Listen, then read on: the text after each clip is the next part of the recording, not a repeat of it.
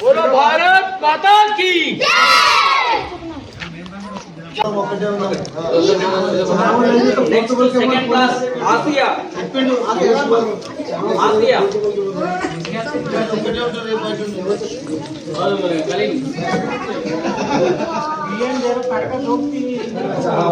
Next Shreya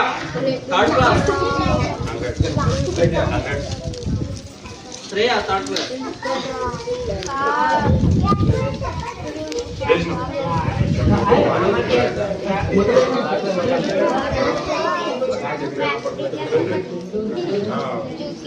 fourth class Haritha Raju మనకు చేయాల్సిన మన భారతదేశంలో రెండు పండుగలు దేశం మొత్తం జరుపుకునే రెండు పండుగలు ఒకటి 1947 15 ఆగస్టు ఒకటి 23 జనవరి మనకు 1950లో రాజ్యాంగం అమలు వచ్చింది కాబట్టి దేశం మొత్తం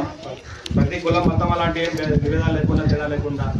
దేశం మొత్తం అందరు కలిసి జరుపుకునే పండుగలు అంటే ఈ రెండు పండుగలు మనకేంటంటే 1947 15 ఆగస్టుకి ఏంటంటే మన భారతదేశం బ్రిటిష్ వాళ్ళ నుంచి స్వతంత్రం వచ్చింది అప్పుడు ఏంటంటే మన స్వతంత్రం వచ్చింది కాబట్టి స్వతంత్రం పర్వదిన సందర్భంగా ఆ పండుగను జరుపుకుంటాం ఇప్పుడు ఏంటంటే మనము 1950లో 26 జనవరి నాడు మనకు భారత రాజ్యాంగం మన భారతదేశాన్ని బ్రిటిష్ వాళ్ళ నుంచి విముక్తి పొందిన తర్వాత ఎలా నడిపించుకోవాలి ఎలా సాగించుకోవాలి మనకు విధులు ఏంటి హక్కులు ఏంటి ఎవరికి ఎలాంటి హక్కులు కల్పించాలి సమానత్వం మన న్యాయం విద్య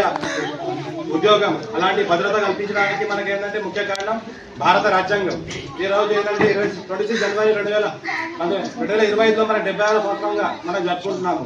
ఏంటంటే 1947 15 ఆగస్టు ఏదైతే మనము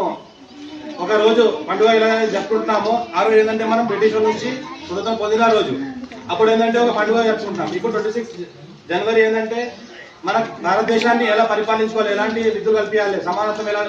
మనం ఎక్కడైనా ఆడవాళ్ళ కానీ మగవాళ్ళ కానీ కూలి వేరు వేరు ఉంటుంది కానీ భారత రాజ్యాంగం అనేది సమానత జీతాలు ఇస్తుంది సమానంగా ప్రతి ఒక్కరు సమానులే అందరికీ సమాన హక్కులే ఎవరు కింద కాదు ఎవరు పైన కాదు ఎవరు తక్కువ కాదు ఎవరు ఎక్కువ కాదు అందరికీ సమానత్వం స్వేచ్ఛ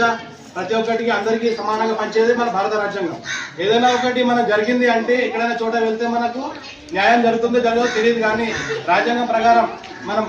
న్యాయం కోసం పోరాడితే సమానంగా న్యాయం అందుతుంది దానికి ఈరోజు మన భారత రాజ్యాంగం పండుగ లాంటివి జరుపుకుంటాము ఇది మనకి ఏంటంటే ప్రతి ఒక్క విద్యార్థికి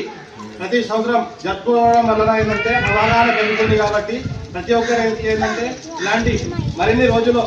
ప్రతి ఒక్కరు చేసి ప్రతి ఒక్కరు అవగాహన ఉండాలి కాబట్టి ఉపాధ్యాయులు కూడా చూసి స్పష్టంగా బోధించాలి ఇతరులకు అవకాశాన్ని పొందుతున్నారు.